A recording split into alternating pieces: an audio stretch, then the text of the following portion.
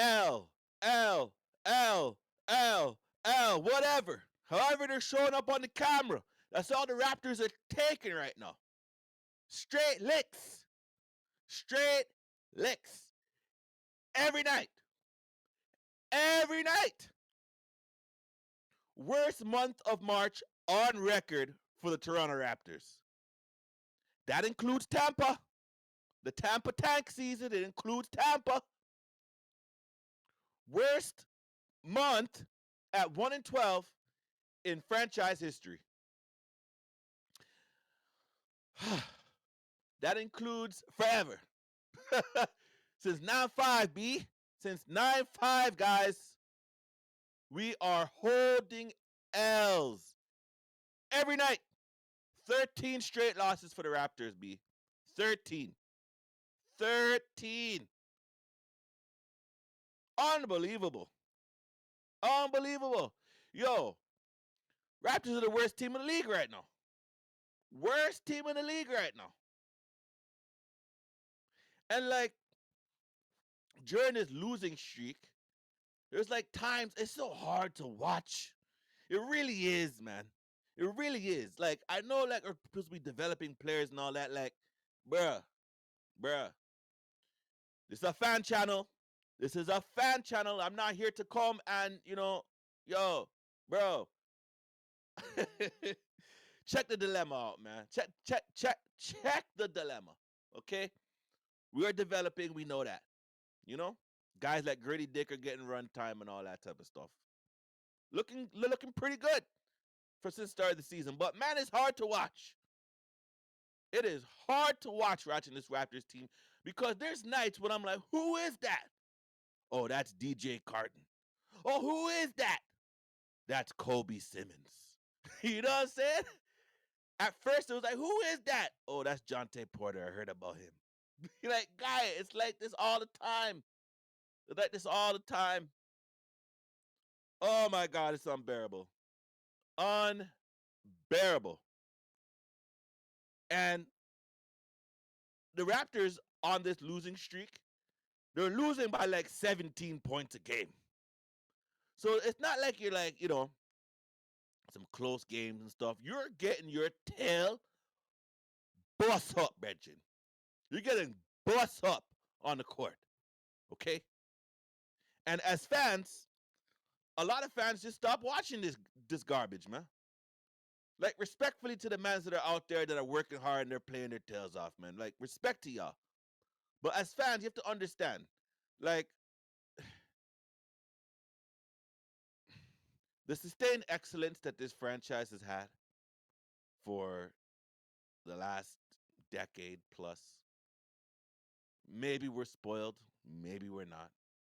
Maybe it's just one of those things where the Raptors were expected to have some expectations this season and are just not performing, you know? And then one thing led to another, and now we have the Kobe Simmons and the DJ Cartons of the world that are out here, you know? And again, it's not that I want to take a slight or a dig at these players. It's just that we are literally 23 and 51. There's 8 games left in the regular season, and we have now lost 13 straight games. 8 games left to go. In a sense, we're like, thank the Lord that we don't have to bear this any much longer. Bear this any much longer. Now, Emmanuel Quickly and RJ Barrett are out for conditioning. They're reconditioning right now. The Raptors are doing everything in their power to try to stay on the integrity side of the injury report, right? On the personal matters exemption, getting some days off and stuff, respectfully. But like, we are now at a point now where we are executing this tank to damn near perfection. It's almost unfortunate that we didn't start doing this tank a little bit damn earlier, you know? But really, the tank came into effect once, like, Barnes and Pirtle went out. Once Barnes and Pirtle went out, it's like, forget about it. Forget about it. For real, for real. I've been saying this. Raptors without their top four players, without their top four players, no team's going to be able to sustain that. So the expectations are in check, right? We're looking at things within reason. But with the Raptors on the cusp of possibly bringing back RJ Barrett and Emmanuel quickly after reconditioning, whatever that means, you know what I mean? I guess we understand what it means, but I never really heard that before for just like a small absence of play. Like you understand if like a player's like undergone like a major surgery and they've been out some time, you know, even some players that got sent down to the G League for conditioning assignments. You know what I mean? We've seen that. But like y'all literally sitting on the bench. You know what I mean? Because we saw y'all in this loss against Philly, and we are executing this tank to perfection. What's gonna ruin it? Well, love me some Emmanuel quickly. Love me some RJ Barrett. But I don't know, man. Raptors gotta find a way to like not bring these guys back into the fold, yo. But then there's another part of it is like, yo, how bad do you really want to be? Do you really want to end the season on a 21 game losing streak? Because we got 8 games left to go. 8 games left to go. And yo, 21 straight losses to end the season? Bruh, you're starting to look on like some historic stuff when you start thinking about going into next season. Now, you have a bad start to next season, and now all of a sudden you're in the record books in a real bad way. Real bad way. Same way we are talking about the Pistons earlier on in the year. And then, of course, they beat the Raptors. It's been that type of year. It's really been that type of year. But really, when you think back to it, man, like the year itself just started off on just like negative vibes. You know what I mean? Negative vibes. Everybody thought Fred was coming back. Fred didn't come back. You know? Then Masai Ujiri comes out at the press conference and he's talking about mans are playing selfish. We're not going to extend mans. And we want to see how mans fit in the system because we want to know who's going to stay. All right, cool. You're a brand new rookie head coach, not able to figure out how to get Pascal Siakam and OG Ananobi and Scotty Barnes all rolling at the same time. And the season has just been inconsistent. Remember that? Remember, like months ago, I say, yo, the one thing about the Raptors is that we're consistently inconsistent, but we are consistently bad now. Consistently bad. You know, and that's no fault to the players on the floor. Again, I don't want to sound like I'm just batting up the players on the floor, but you don't really got no mans out there. You know, there's no Pascal, no Scotty, no OG, no RJ, no Quickly. None of these guys are here. The guys that are like high end NBA players. They're not here.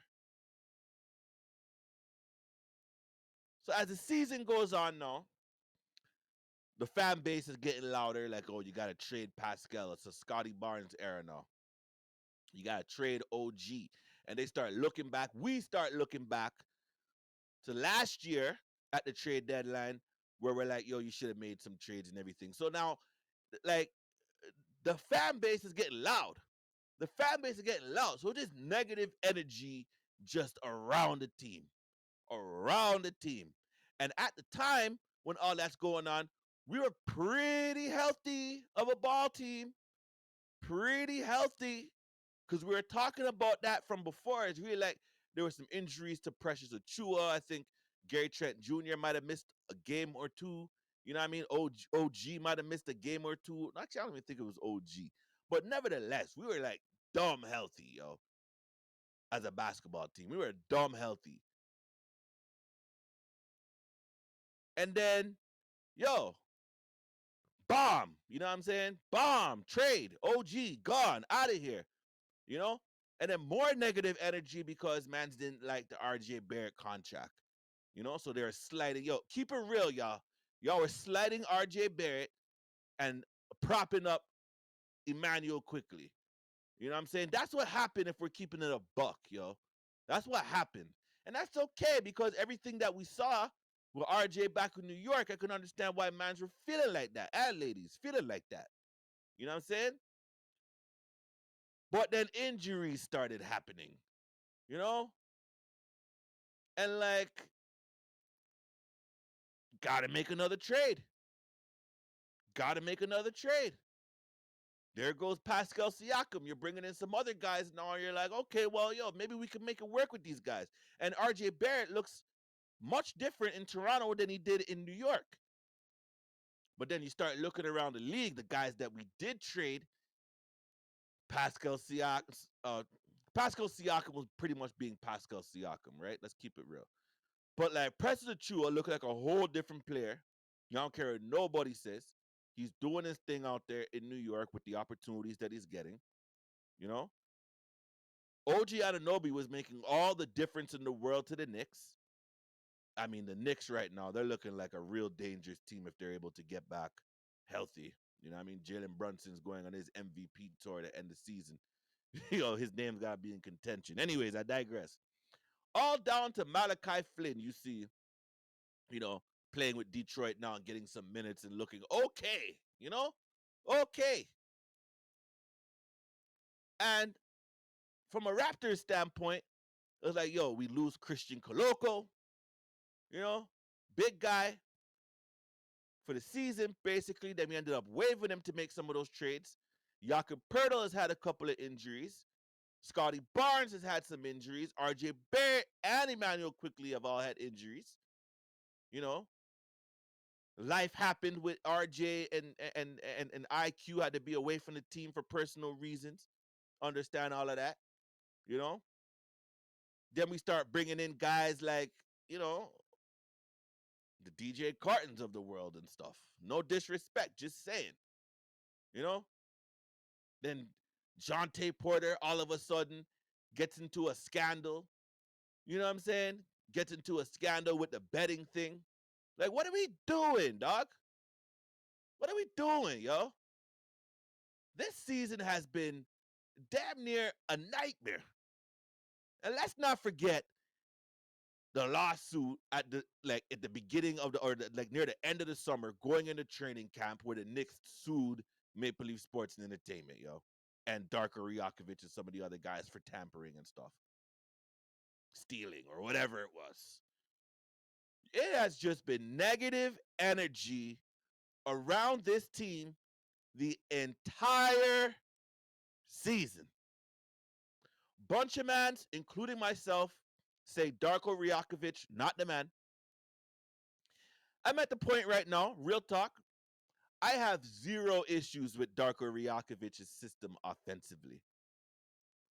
It can work if you have the right players in place to run within the system. Because I see the way that the ball moves. I like the way mans are making cuts, right? It's all about decision making and everybody playing like together, cohesive, as one.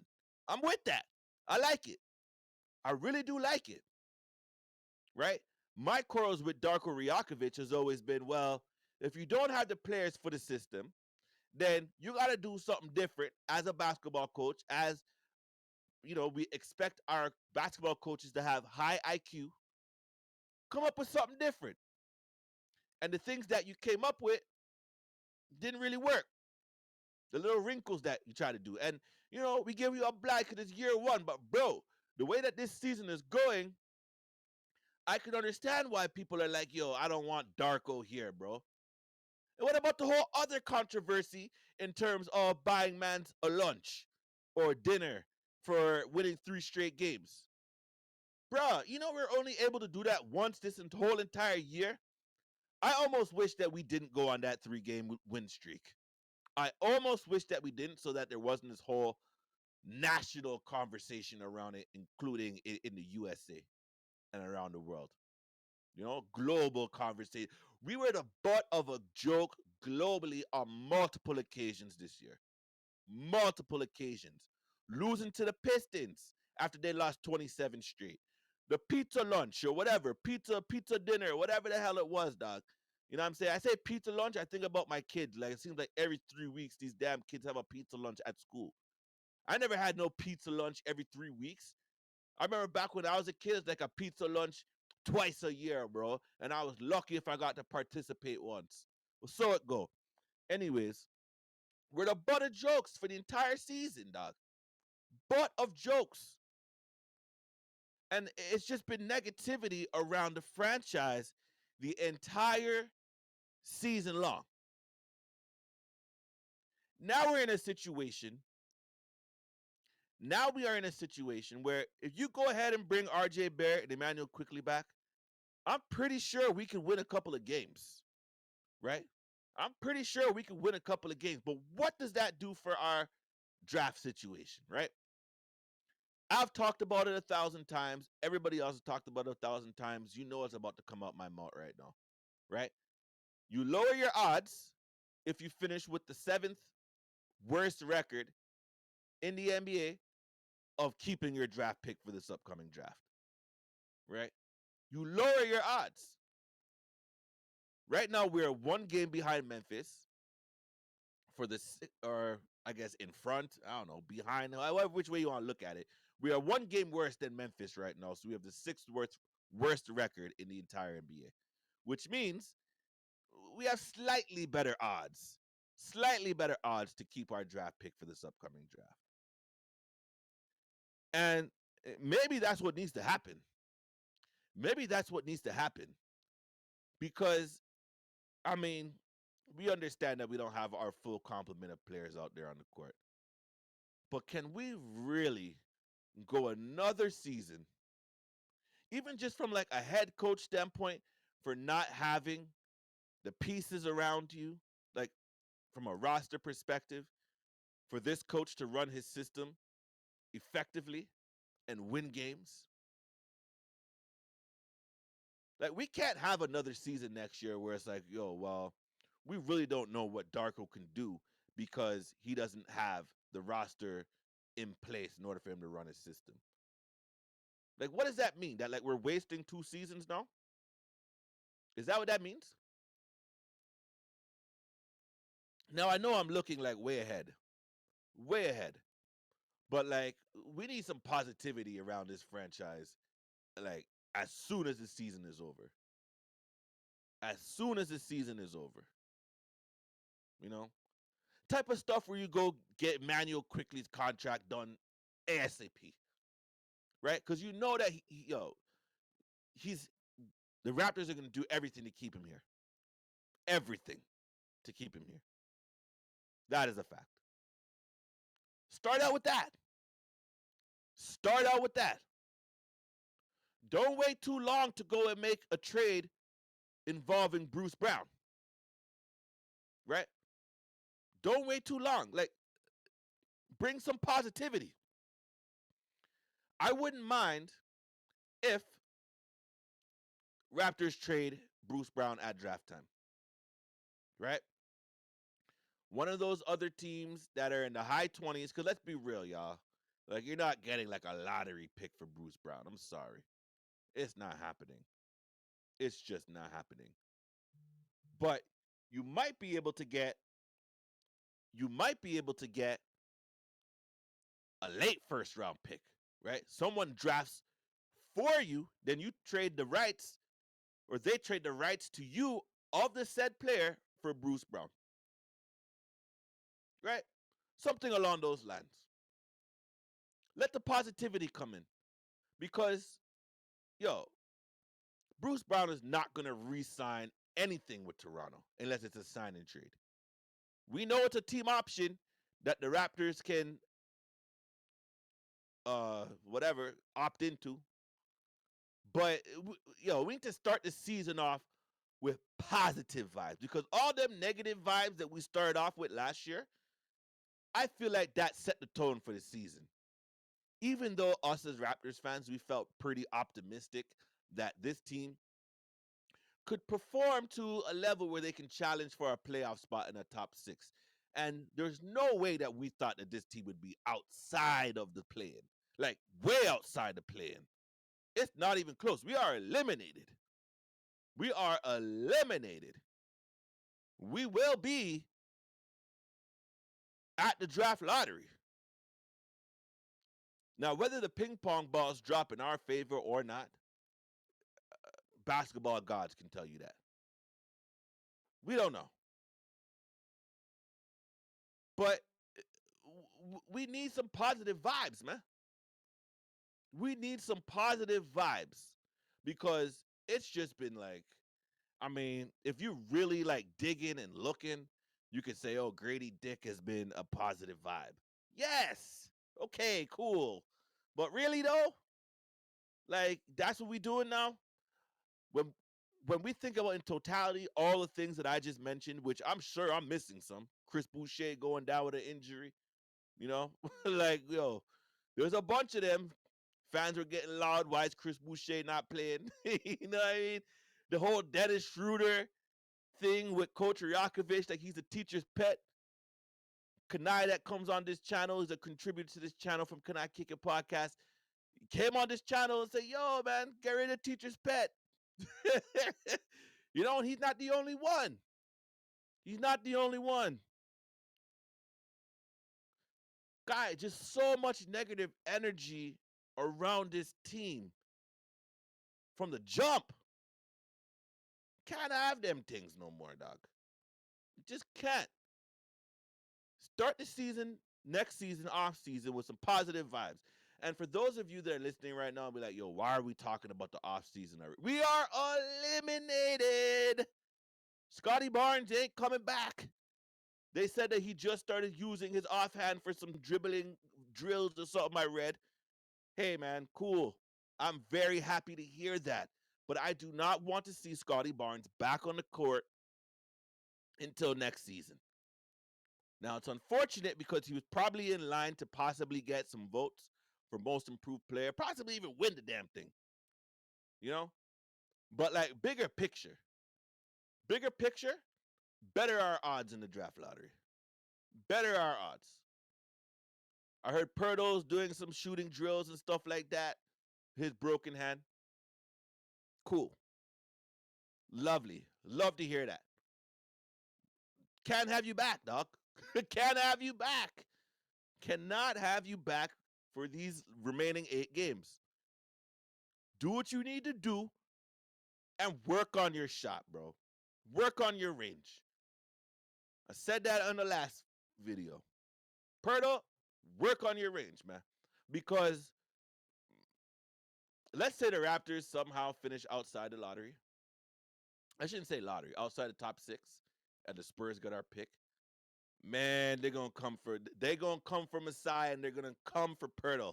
Especially if Pirtle's not working on his game, yo. You gotta be better at the free throw line. You gotta be better shooting the basketball. Like, you know what I'm saying?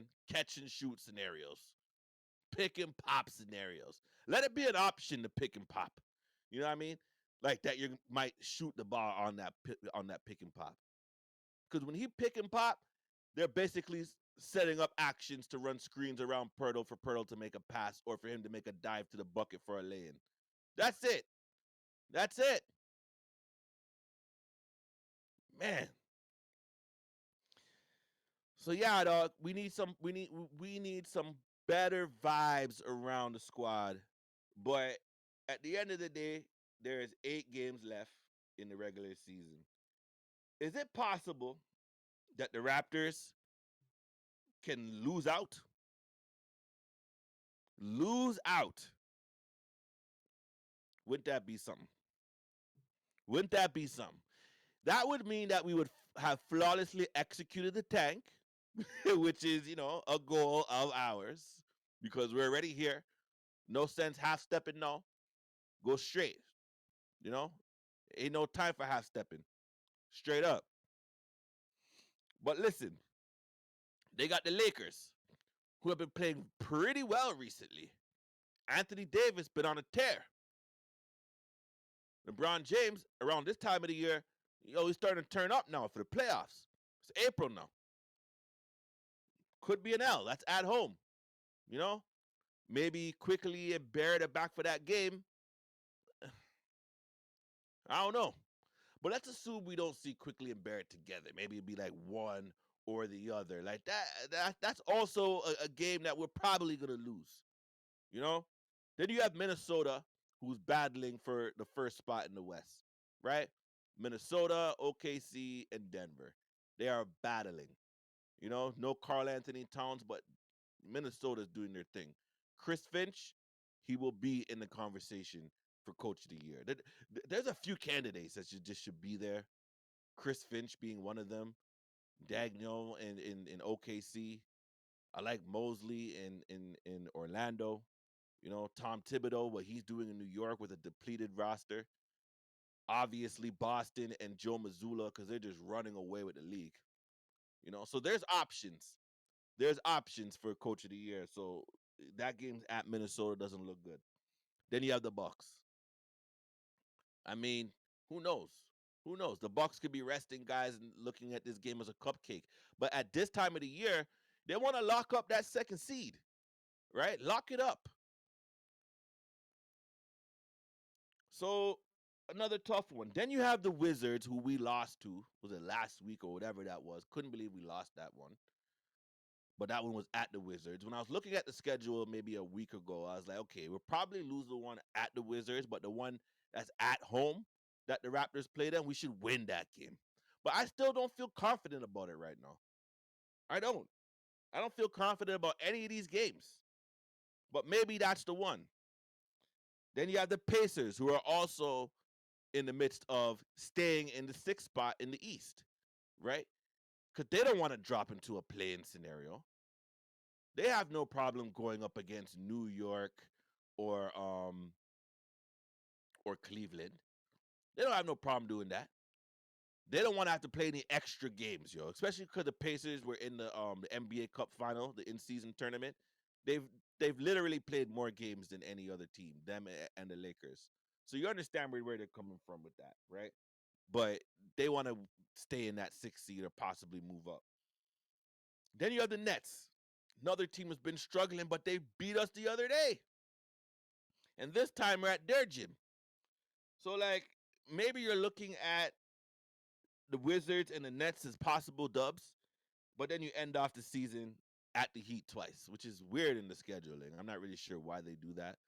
But like I don't know, man might just want to enjoy the beach and stuff, yo. You know what I'm saying? It hasn't been a nice it's been a nice winter in Toronto, real talk though. It really has. We got damn lucky this winter. But at the same time, it's not Miami, you know? It's not Miami.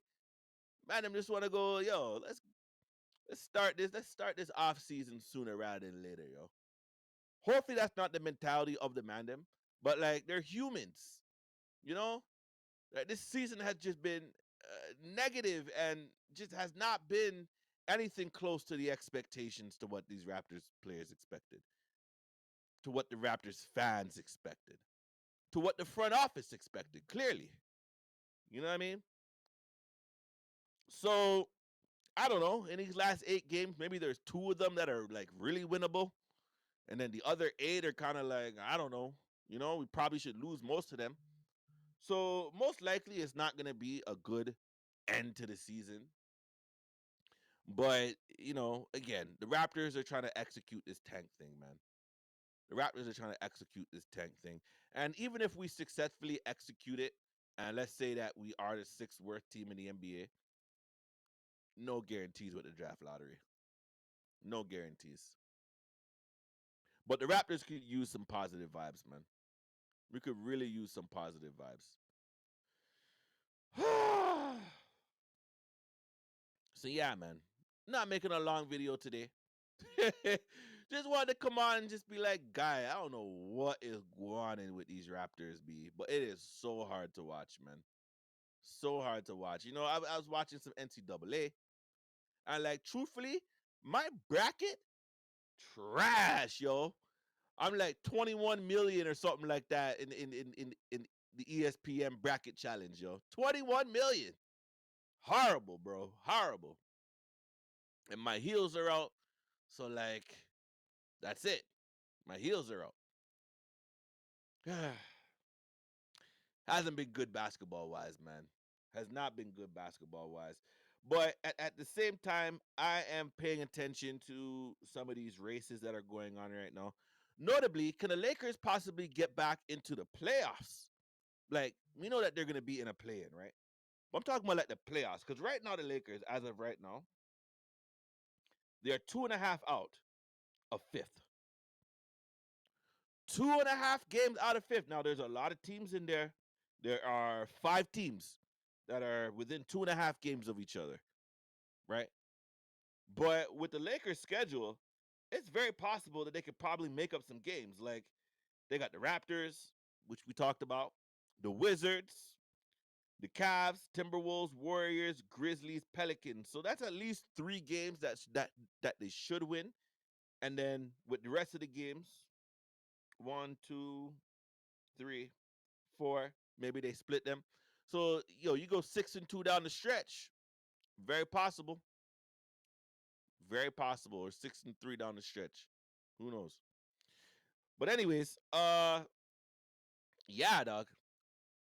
Other than that, it's about the number one seeds, right? Who's gonna pull it down in the West, right? OKC holding it down right now with a point, half a game on Denver.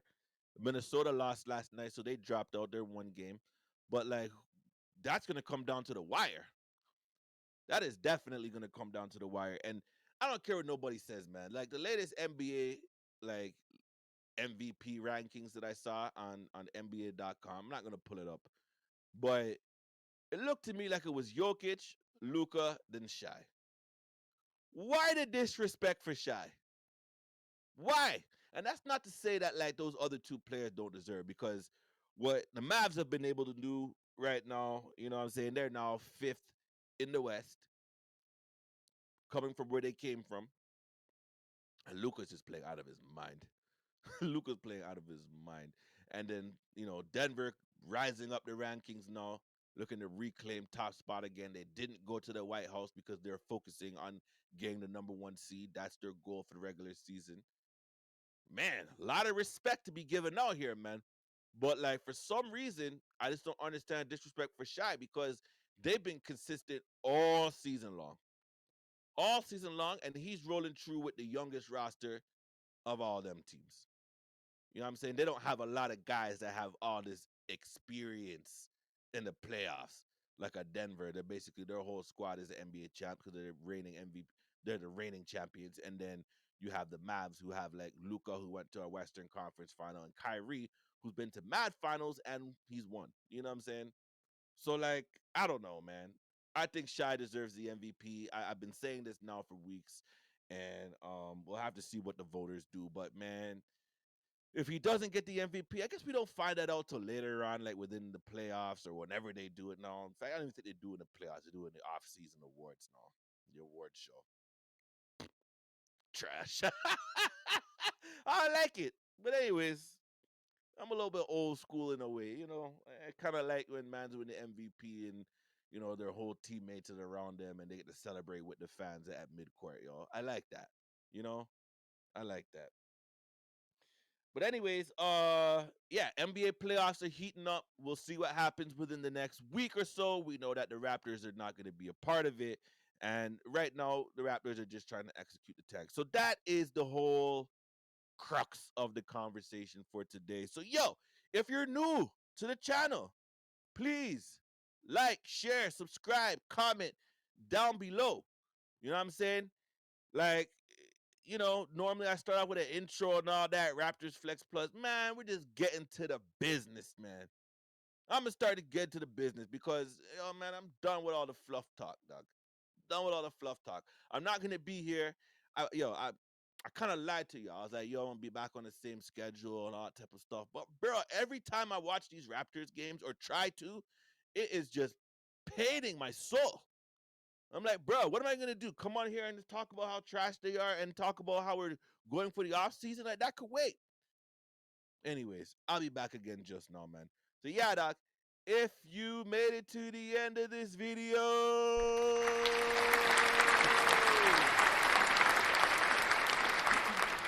I appreciate you. I appreciate you. I appreciate you. And again, if you're not subbed, please sub up, like, share, subscribe. Shout out to the day ones, everybody that's been here supporting the channel. Respect, love, all that. And until next time, you know the flex. And it's me, guy.